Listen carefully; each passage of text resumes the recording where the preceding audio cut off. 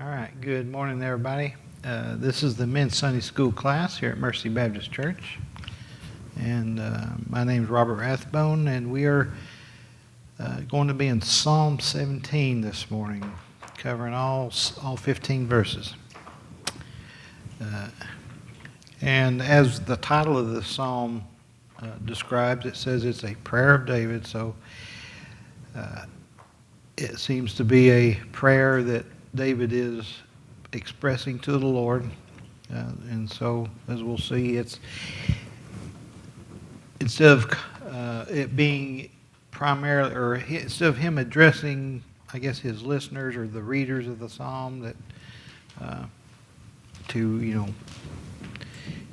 be encouraged, trust in the Lord, and that type of thing.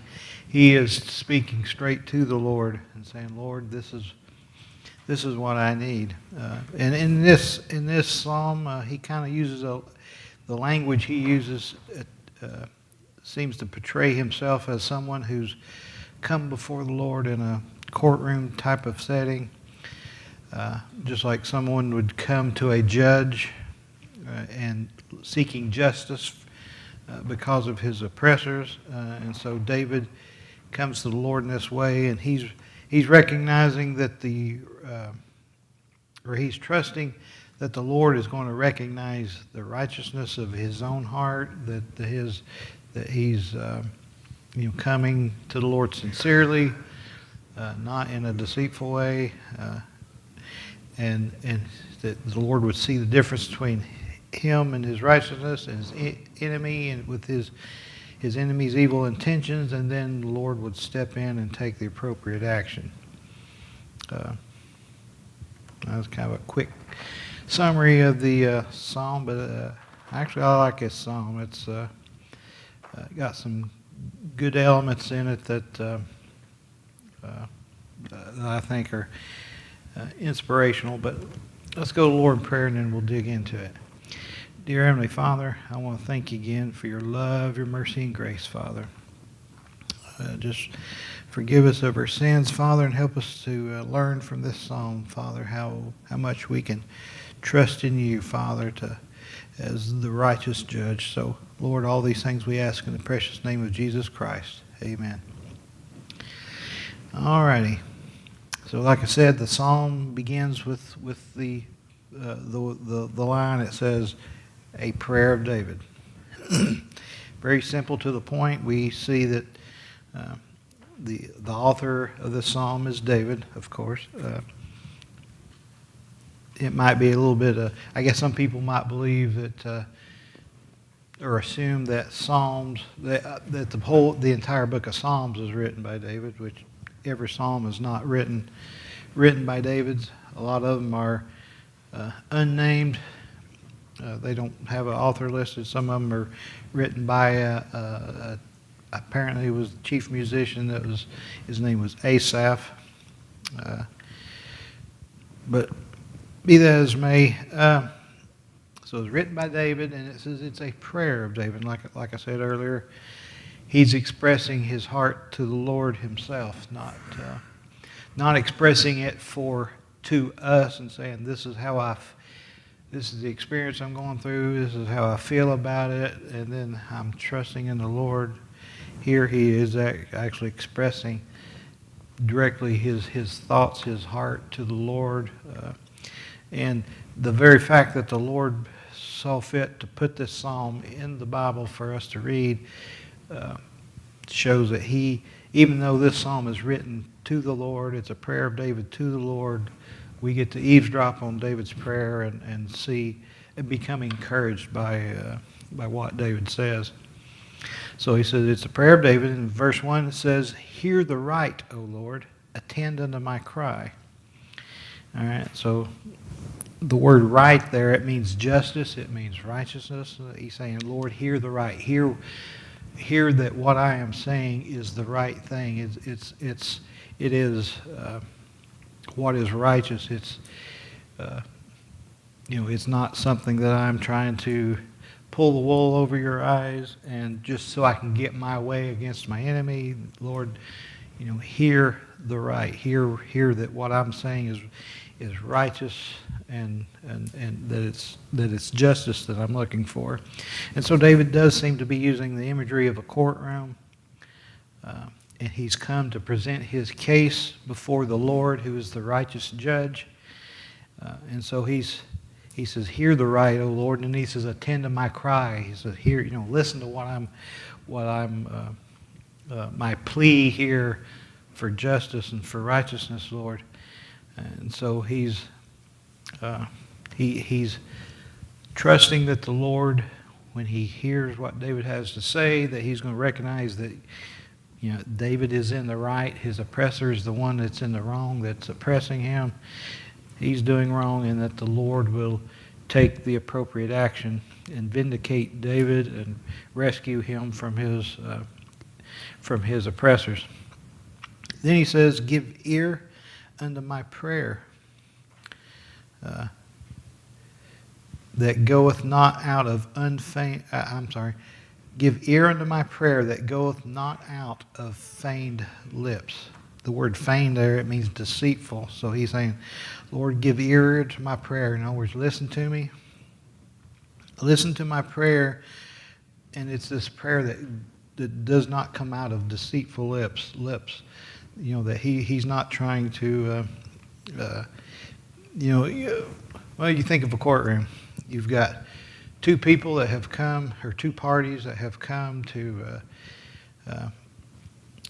maybe one is the accuser, or the one that brought the lawsuit or whatever, that says, "Oh, this other person or this other party has done me wrong and we want justice."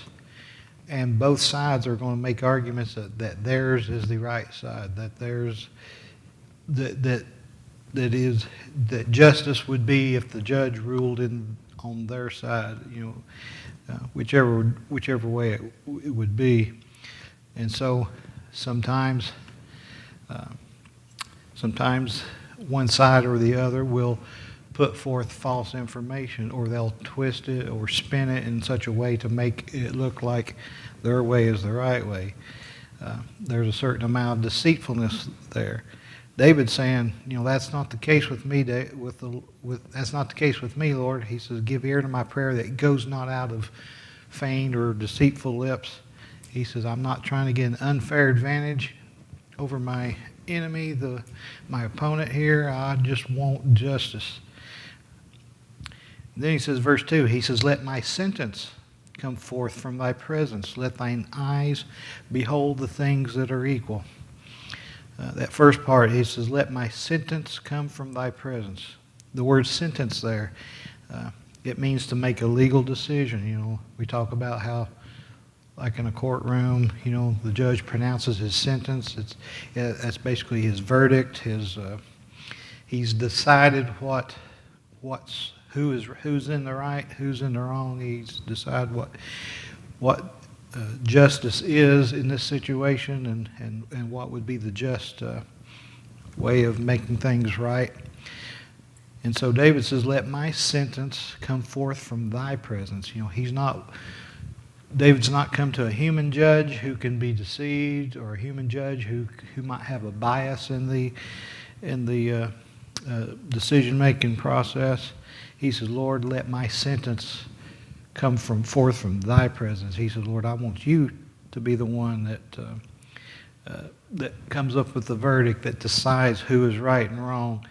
And then he says, "Let thine eyes behold the things that are equal." The word equal there, the Hebrew word means upright. It's kind of the idea that a court case,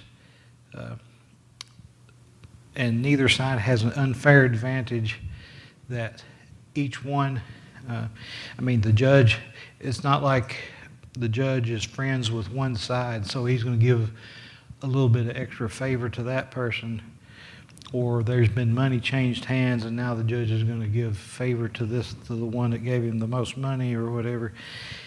The court case is getting judged on the merits of the case. And so that's what David's saying here. He says, "Let thine eyes behold the things that are equal." In other words, Lord, you look at the truth of the matter. You're not swayed by somebody trying to bribe you, or somebody trying to bias you in any way. You just look at the merits of the case. You see what I'm doing, Lord. You see what my enemies is doing. And Lord, you judge them equally, and let the truth be the determining factor here. And because David's confident that when the Lord does that the Lord will show favor to him because his way is the right way. Then verse 3, he says, "Thou hast proved mine heart. Thou hast visited me in the night. Thou hast tried me and shall find nothing. I am purposed with that my mouth shall not transgress." All right, so at first line he says, "Thou hast proved mine heart." And then he says, "And thou hast visited me in the night." And this is another example of in Hebrew poetry where the parallelism where he'll say one thing and then he'll say it again in a different way to kind of emphasize it. And so he's saying, "Lord, you've proved mine heart, and then you have visited me in the night." It's basically saying the same thing twice. The word "prove" there means to examine or to test. Pardon me.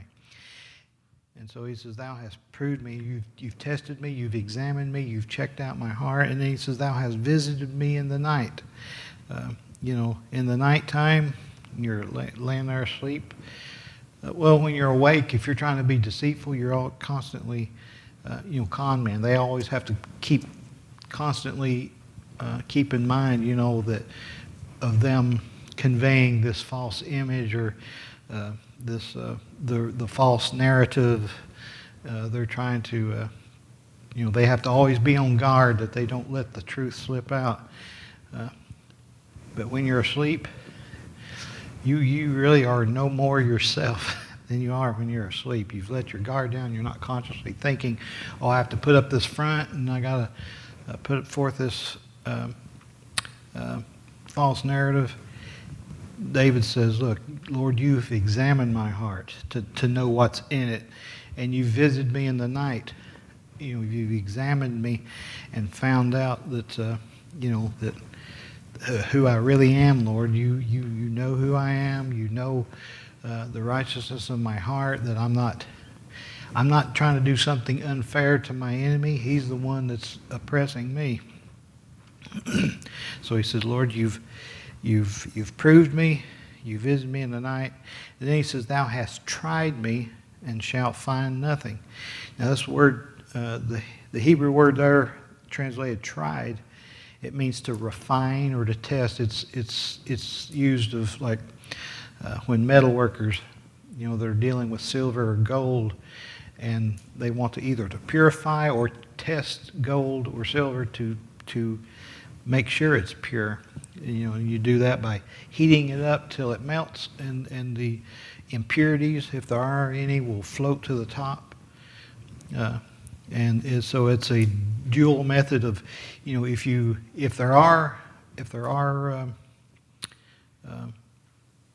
if there are impurities, you'll see them and you can scoop them off, and by scooping them off, you're purifying the metal to make it more. You're removing the impurities. So, and David is saying, "Lord, thou hast tried me. You've refined me. You have tested me to see, if there are impurities in me, in my heart." And then he says, and shalt find nothing. In other words, he says, "Lord, you've checked my heart. You've melted it, and if the impurities were there, you would have seen them." He said, "But you'll find nothing, Lord. That there's no impurities in my heart because I'm being sincere in my in my situation here. I'm not doing my enemy wrong. He's the one that's doing me wrong." Then he says, I am purposed that my mouth shall not transgress." So David is determined that he's not going to sin with his mouth. He wants to be careful that he's not going to blaspheme God. He's not going to slander his fellow man or say anything that's deceitful or untrue. And this is a noble goal, albeit a difficult one, because in James 3:2, James talks about how difficult it is to tame the tongue.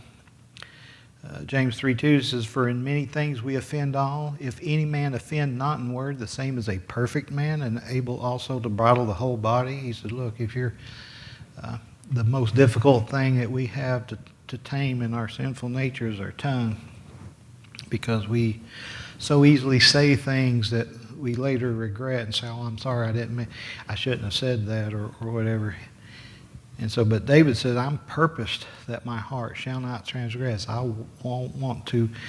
I'm determined in my heart that I'm not going to let my tongue, cause me to sin.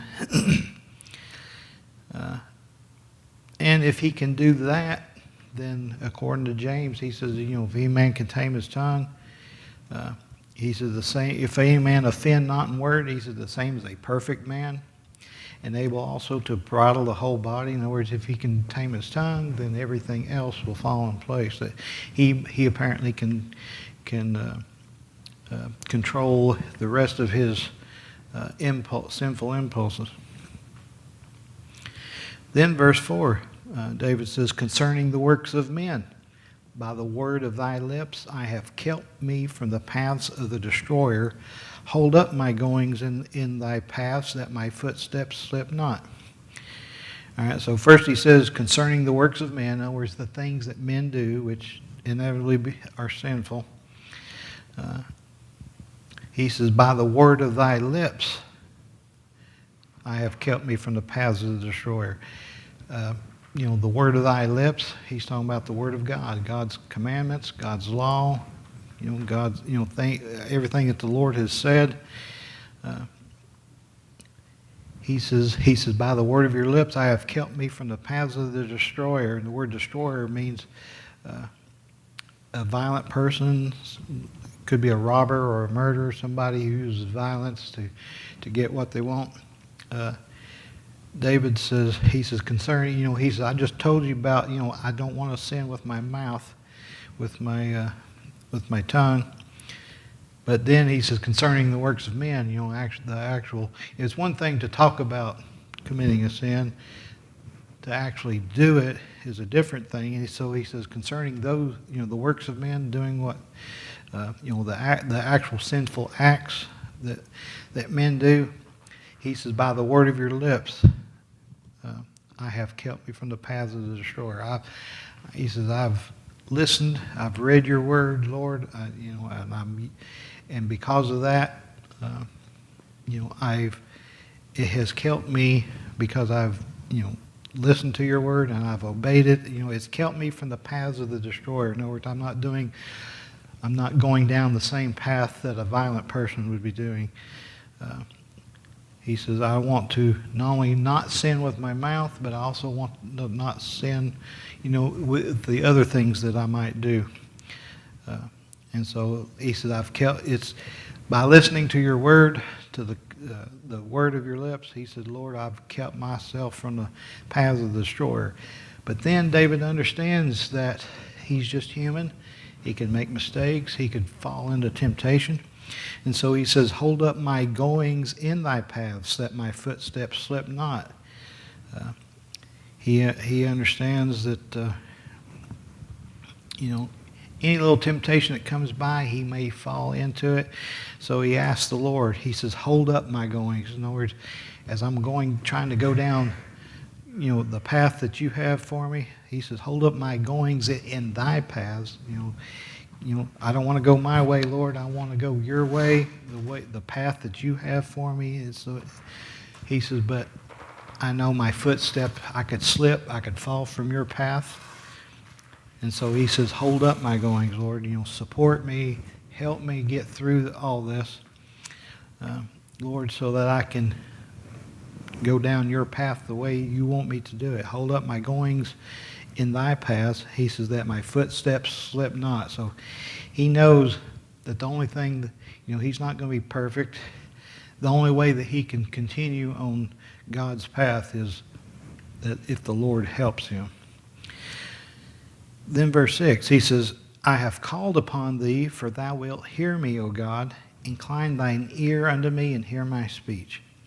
All right, so now, he says, I have called upon thee, for thou wilt hear me, O Lord.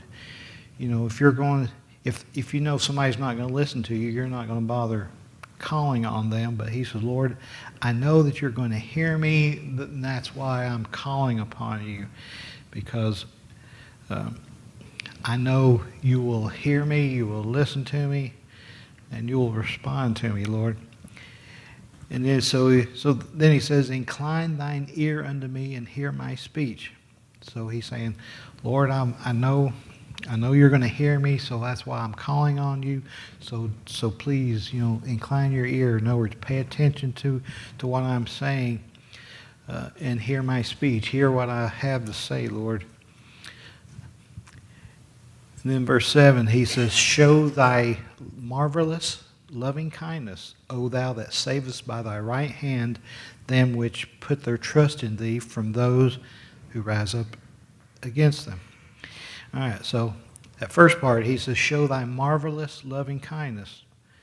The word marvelous there, it means to separate or set apart. Apparently, it's the idea of it being unique. He says, Lord, show thy unique loving kindness. It's a loving kindness, Lord, that I'm not going to find anywhere else. Nobody else, there's no human being that's going to show me this kind of loving kindness, Lord. No other God. Of course, the Lord is the only God, but he says the only place I'm going to find this loving kindness, Lord, is in you. It's the kind that only you can show. So he's asking the Lord. He says, show thy thy marvelous loving kindness, that your unique loving kindness that nobody else can express. He says, O thou, talking to the Lord, O thou that savest by thy right hand. So he's talking about the Lord. The right hand is a hand of the imagery is of a hand of strength, of power. Assuming the person's right-handed, that's going to be their strongest hand. I guess you could say it's their dominant hand, their most dexterous hand. So he's saying, Lord, by your strong right hand, Lord, save me. He says, you're the person who saves people. And who does he save? He says, them that put their trust in thee. And what does he save them from? From those who rise up against them. So he's saying, Lord, those that have these people that are oppressing them, that have risen up against them. He says, Lord, they put their trust in you, and Lord, you save them. So he says, Lord, show your marvelous or your unique loving kindness, because you're the one that saves by thy right hand those who put their trust in you, and you're saving them from those who rise up against them. It's easy to get confused by the way that verse is phrased, but it's when you break it down, it's very simple. Then verse 8, he says, keep me as the apple of the eye, hide me under the shadow of thy wings, from the wicked that oppress me, and from my deadly enemies who compass me about. All right, so he says, he's asking for the Lord's protection, because he says, keep me as the apple of the eye and hide me under the shadow of thy wings. The word apple there, it means the pupil of the eye. And your eye is, I guess, one of the most sensitive areas of your body that you really want to protect. It's one of those things that you really want to protect. And so Lord, David's asking for the Lord's protection. He wants the Lord to protect him the same way that a person would want to protect their eye, because it's so easy for that eye to get hit and damaged, and you could lose your eyesight. So he says, Lord, protect me in the same way that somebody would want to protect their own eyes, and in the same way, he says, under the shadow of thy wings, the same way a mother bird protects her baby birds, because she'll spread them wings over her young in order to protect them. So he says, Lord, do the same thing for me. Protect me like somebody would protect their eye. Protect me under the shadow of your wings. And who's he want protection from? He says, from the wicked that oppress me, from my deadly enemies who compass me. And compass means to surround. So he says, Lord, he says, I've got wicked people who are oppressing me. I've got deadly enemies that are surrounding me. He says, please protect me, just like a mother bird covering her young with her wings, and the way a person would protect their eyes. And then verse 10, he says, they are enclosed in their own fat. With their mouth they speak proudly.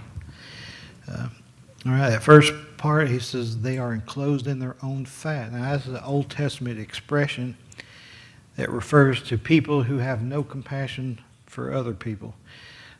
You can see examples of this in like Deuteronomy 32:15, Job 15:27, Psalm 73:7, and Jeremiah 5:28. But the expression, it pictures someone whose heart is so encased or insulated by fat that it cannot be touched by the needs of other people. And so his enemies,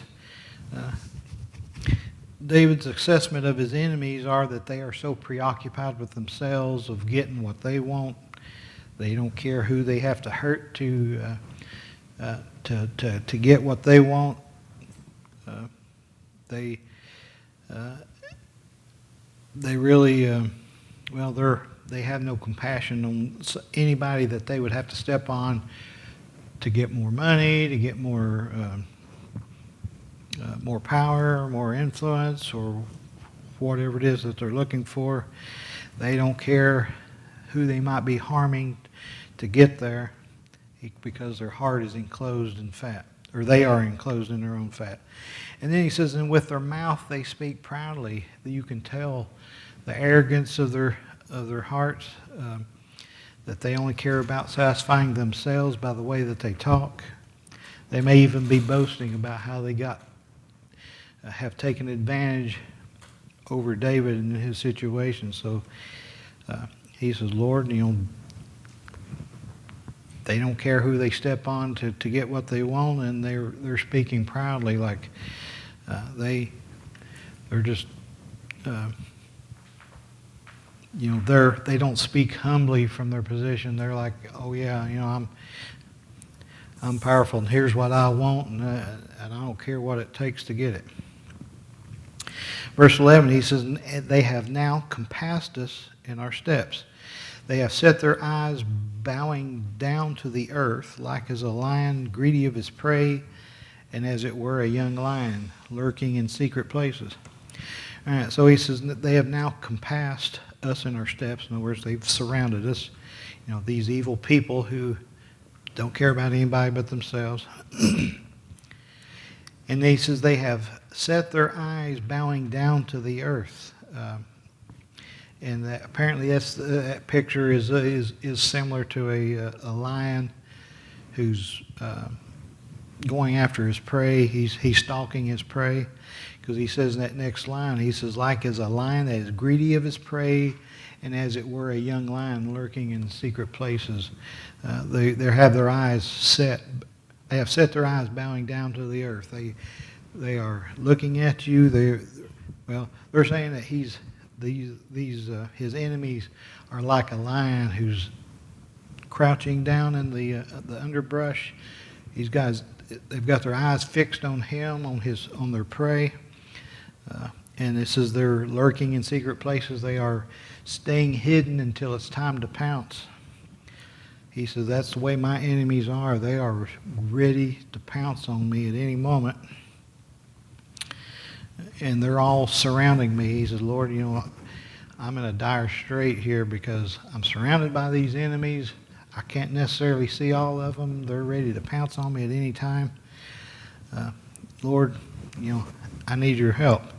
So verse 13, he says, arise, O Lord, disappoint him, cast him down, deliver my soul from the wicked, which is thy sword, from the men which are from men which are thy hand, O Lord, from men of the world, which have their portion in this life, and whose belly thou fillest with thy hid treasure. They are full of children, and leave the rest of their substance to their babes. All right, so there's a lot to unpack here. He says, arise, O Lord, and disappoint him, and cast him down. The word disappoint there, it means to meet someone, to confront them. That's like if the enemy's coming at you, you go to meet that enemy and stop them, and confront them and stop their attack or whatever. That's what David is telling the Lord. He's saying, Lord, arise, O Lord, and disappoint or go confront them and cast him down. He says, Lord, they're ready to pounce on me at any time, but Lord, you intervene. You step in the gap in between me and them, and you stop them, Lord. You cast them down. And then he says, deliver my soul from the wicked. And he says, which is thy sword, and from men which are thy hand, O Lord. Now, if you'll notice there in the King James Bible and many other translations, the phrases which is, when he says which is thy sword, and which are thy hand, they're in italics, meaning that the translators added, these words are not in the original, and the translators put these words in to kind of fill in the English so the English will work. And so some other translations will translate it, they use the word by instead of these italicized words here. So he says, deliver my soul from the wicked by thy sword, and from men by thy hand, O Lord. He's saying, Lord, you go in yourself, with your hand, not a physical hand, but he's saying, Lord, you act, with your sword, with your hand, Lord, and you deliver my soul from the wicked, Lord. You intervene and rescue me, basically, Lord. Then he says, and who's he wanting to be rescued from? He says, from the men of the world which have their portion in this life. Now, this is in contrast to David whose portion is in the Lord. Psalms 16:5, he said, the Lord is the portion of mine inheritance and of my cup. Thou maintainest my lot. He said, Lord, you're my portion. He said, but these men of the world, men who live in this world, they get their their possessions and everything. They get it from the world. He says, which have their portion in this life. He said, Lord, all they have hope to get is whatever they can gain, while they're in this world, in this life, whatever possessions, money, wealth, power, whatever. If, all that they have to get is what's here in this world. And then he says, and whose belly thou fillest with thy hid treasure. And the word hid means something hidden, like a treasure, because the word treasure is actually in italics, but it's the word hid and kind of includes the idea of a treasure. And so he's talking about these wicked, they benefit from the general blessings of the Lord. He says, Lord, you filled their belly, Lord, with your hid treasure. In other words, these are things that, God, whether you're righteous or not, Lord, gives all of us air to breathe. He lets it rain. And whether you're righteous or not, you benefit from these things, from the things that the Lord has given. If the country's doing well, then not only do the righteous benefit from that, the unrighteous also benefit from it. In Matthew 5:45, the second half of that verse, Jesus said, for he maketh his sun to rise on the evil and on the good, and sendeth rain on the just and on the unjust. And so these things are hidden only in the sense that the unrighteous don't recognize that God is the one that's provided this for them. They think, I'm just taking advantage of the opportunities, the natural things that that's here in this world. I'm just smart enough to get these things, to utilize them and get the most out of them, whatever. But he says, Lord, you filled their belly, even though they don't recognize it, they're not grateful for it. He says, Lord, you filled their belly with this hidden treasure. And it says, and they are full of children and leave the rest of their substance to their babe. When they die, everything they've accumulated that they still have, they pass that on to their children because they think that that's the best thing that they could do for their children, is to give them basically an inheritance in the material things of this world. They don't think about eternal things, such as teaching their children to love God, to obey God. They think the best thing they can do for their children is leave them a big bank account. All right, so he says, Lord, he says, I want you to protect me from these people, because they think all they have going for them is whatever they can accumulate out of this world, and they're just going to turn around and leave that to their children. But then I like verse 15. He says, but as for me, I will behold thy face in righteousness. I shall be satisfied when I awake with thy likeness. So he says, as for me, I will behold thy face in righteousness. He's contrasting himself with these men of the world who all they will ever have is what they can accumulate in this world. But David says, but as for me, he says, I will behold thy face in righteousness. He says, when I die and I stand in your presence, I'm going to be able to look at you in the face in righteousness. And it's not his own righteousness, but he'll it's the righteousness he has because God has forgiven him of his sins. Because we saw back in verse 5, he said, Lord, hold me up in my path, because he knows, Lord, if you don't help me live right, I'm going to slip up, I'm going to make mistakes, I'm going to have problems. But here he says, as for me, he says, I will behold thy face in righteousness. He says, I know I'll be able to look at you as a righteous man, and I'll be able to look at you in the face. And as far as David's concerned, that is much better than anything he could accumulate in his life. Because notice, then he says, I shall be satisfied when I awake with thy likeness. When he opens his eyes in glory, in God's presence, he's not going to be saying, oh man, I wish I'd gotten, a little more money while I was still alive, or I wish I'd, been, become king over a bigger nation, or if I wish I had done this, or I wish I had done that. He's not going to be thinking about that. He says, I'm going to be satisfied. Why?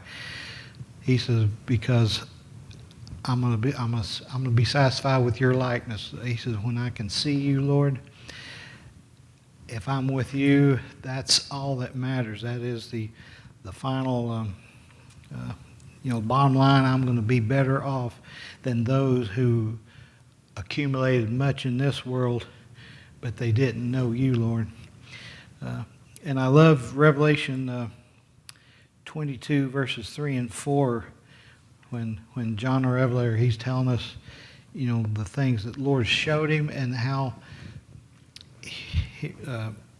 off in the future, after millennial reign, when we are eternally in God's presence, in Revelation 22, 3 and 4, it says, and there shall be no more curse, but the throne of God and of the Lamb shall be in it, and his servants shall serve him. And I love this. He says, and they shall see his face, and his name shall be in their foreheads. David is kind of foreseeing this day when, as a saved person, he's going to be in the presence of God. And he says, oh, if I can just see your face, Lord, and be in your presence, he says, I'll be satisfied. I won't worry. They talk about like when you die, he says, you can't take it with you. David's not concerned about taking it with him. He says, Lord, all that's nothing. He says, He says, everything I want is it's ahead of me there in heaven with you, because if I can just see your face, I'll be satisfied. All right, so I think we're in Psalms 20 next week, so we'll pick up there next week.